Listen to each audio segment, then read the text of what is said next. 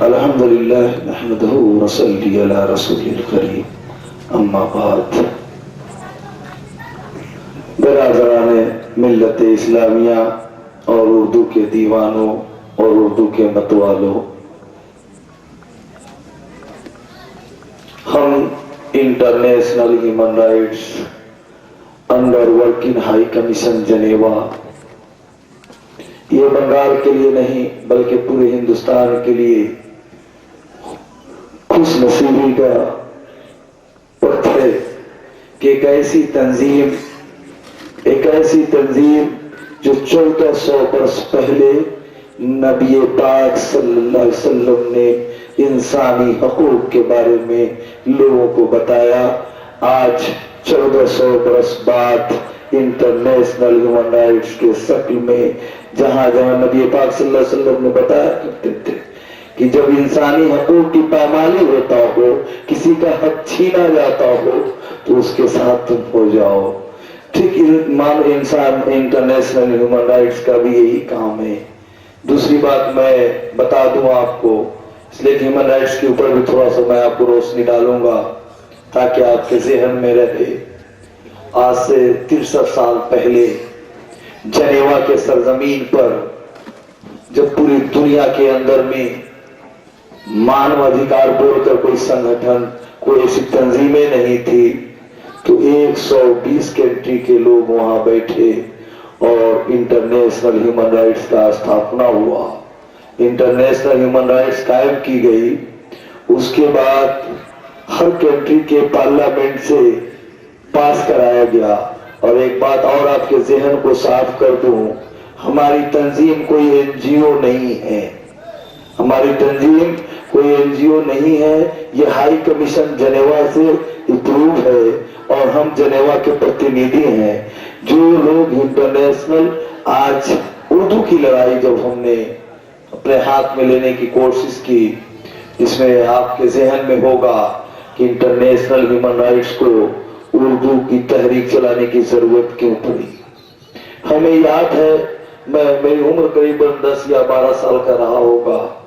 میں اپنے والد محترم اللہ انہیں جنت نصیب دے، میں ان کے ساتھ جس وقت پروفیسر حسن کاظمی کی تحریکیں چل رہی تھی، پروفیسر صاحب دھرنے پر بیٹھے تھے. میں نے اپنے والد کے ساتھ جب اس دھرنے میں شریک ہوا تو میں نے اپنے والد سے پوچھا کہ یہ دھرنا کیا چیز کا ہے، اتنی بھیڑ کیوں ہے؟ ہمارے والد نے کہا تھا کہ یہ تمہاری مادری زبان کی حفاظت کے لیے ہے، اردو کی تحفظ کے لیے ہے، اس لیے دھرنے میں بیٹھو. میں اپنے والد محترم کے ساتھ میں وہاں تھا. تو اسی دوران جب بھیڑ اتنی جمی ہو گئی کہ اسمبلی کے اندر میں جوتی باسو اس وقت کے وزیر اعلیٰ ہوا کرتے تھے، مارکسی رہنما جوتی باسو اس وقت کے وزیر اعلیٰ ہوا کرتے تھے. کسی نے جوتی باسو سے پوچھا کہ آج مسلمان اتنے جمع کیوں ہو گئے، اتنی بھیڑ کیوں ہو گئی ہے؟ تو اس سیکولر جوتی باسو رہنما نے کہا کہ مسلمان آج اردوستان کا مطالبہ کر رہا ہے.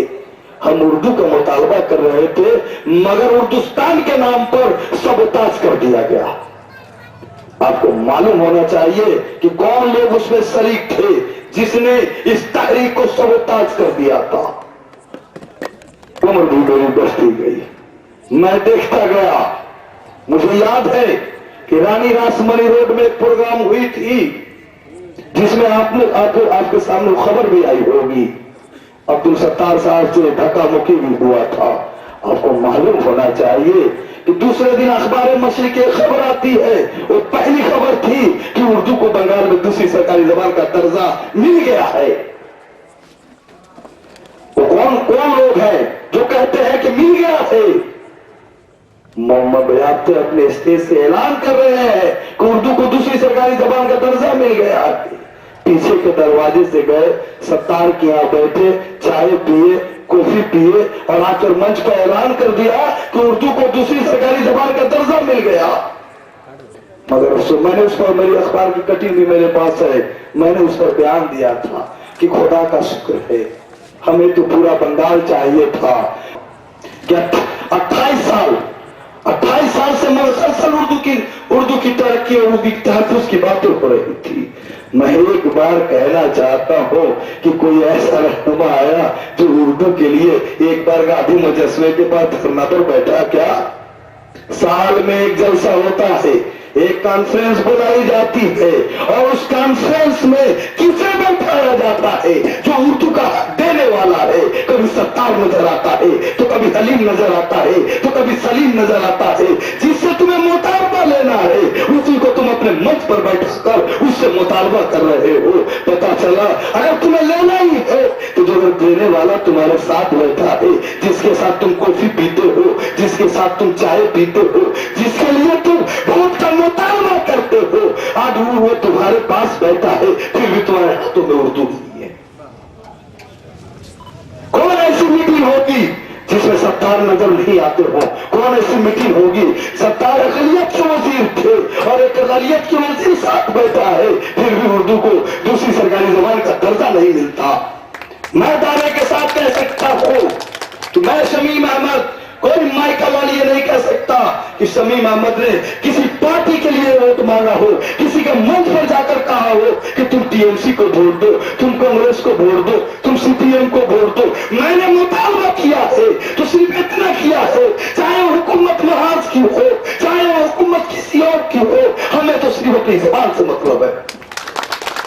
दूसरी बात मैं आपको बताता चलूं कि आज 28 साल की तहरीक की बात चलती है।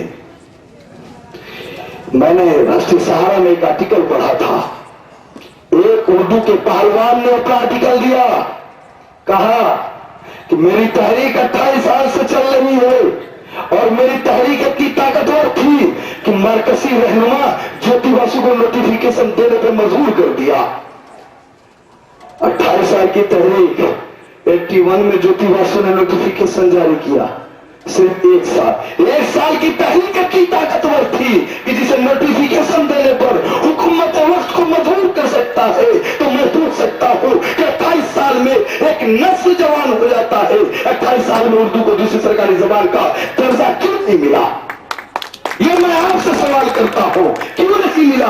जब एक साल की मेरी इतनी ताकतवर तहरीक थी तो उर्दू को इतनी ताकतवर तहरीक तो एक साल में नोटिफिकेशन जारी करवा सकते हैं, मरकजी रहनुमा ज्योति बासु को घुटने टेकने पे मजबूर कर सकते हैं। तो जरा मुझे बताएं कि जब एक साल में घुटने टेकने पे मजबूर कर सकते हैं तो 28 साल का बच्चा तो जवान हो गया है और उर्दू क्यों नहीं मिला? उर्दू क्यों कारण हो सकता है? एक आम आदमी की हैसियत से मैं पूछना चाहता हूं, तो भी कारण हो सकता है। एक कारण तो हो सकता है या तो मैं डर गया होगा हुकूमत वक्त से, या तो मैं बिक गया होगा, या तो मैं डर गया होगा या तो मैं बिक गया होगा। दूसरी बात मैं आपको बताता चलूं कि पार्लियामेंट्री चुनाव से पहले मैंने और पार्टी से मिलने के तमाम सियासी रहनुमाओं से मिलने का एक फैसला किया कि पार्लियामेंट्री चुनाव से पहले तमाम सियासी पार्टियां उर्दू के लिए अपना मुख साफ करे, अपनी बात क्लियर करे कि उर्दू के साथ कौन है और कौन नहीं है।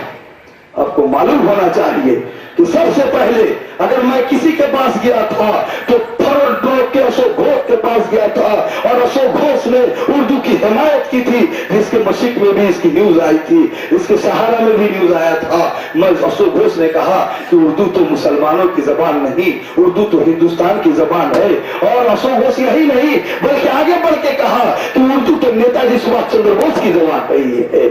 और यही नहीं बल्कि अशोक घोष और आगे बढ़ के कहते हैं कि उर्दू नेताजी सुभाष चंद्र बोस जब जंग आजादी के लिए घरों से निकला करते थे तो एक गीत भी गाया करते थे कि शेर हिंद आगे बढ़ कदम कदम बढ़ाए जा, खुशी की गीत गाए जा, ये जिंदगी है कौम की, कौम पे लुटाए जा। ये उर्दू जबान नेताजी सुभाष चंद्र बोस की जबान थी।